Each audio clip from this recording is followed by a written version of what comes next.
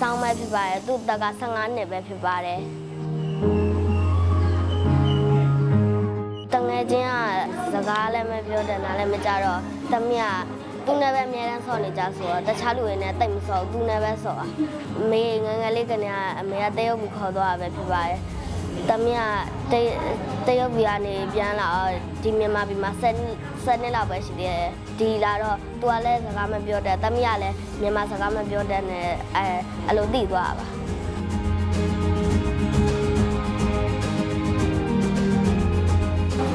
သူ့လည်းမေးတော့ဒီလာရတာပြောတာ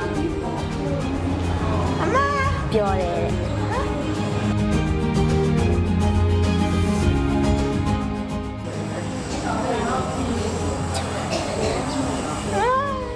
အင်ချဝါဝတနာပါတယ်ဒီလိုလာတာတငယ်ချင်းတွေလည်းအများကြီးရတယ်ပြီးတော့ပျော်လဲပျော်တယ်မောင်နေလဲကြည့်ရကစားလဲကစားရတယ်ပကြီးလဲဆွဲရတယ်ဂိမ်းတွေလဲဆွဲရတယ်အဲ့ကြောင့်မလို့ပျော်တာ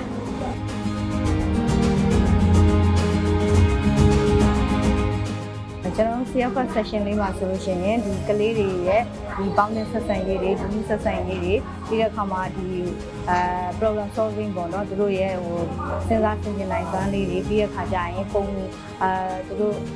ပျော်စရာ game လေးတွေပေါ့နော်ဒီအသိပညာတက်ပညာလေးတွေပါတဲ့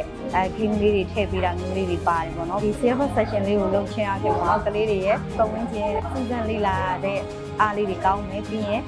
ကိုယ့်ရဲ့မိသားစုပေါ်မှာပြီးရင်ကိုတန်ဖိုးထားတတ်တာမျိုးလေးတွေပါသွားမယ်ပေါ့နော်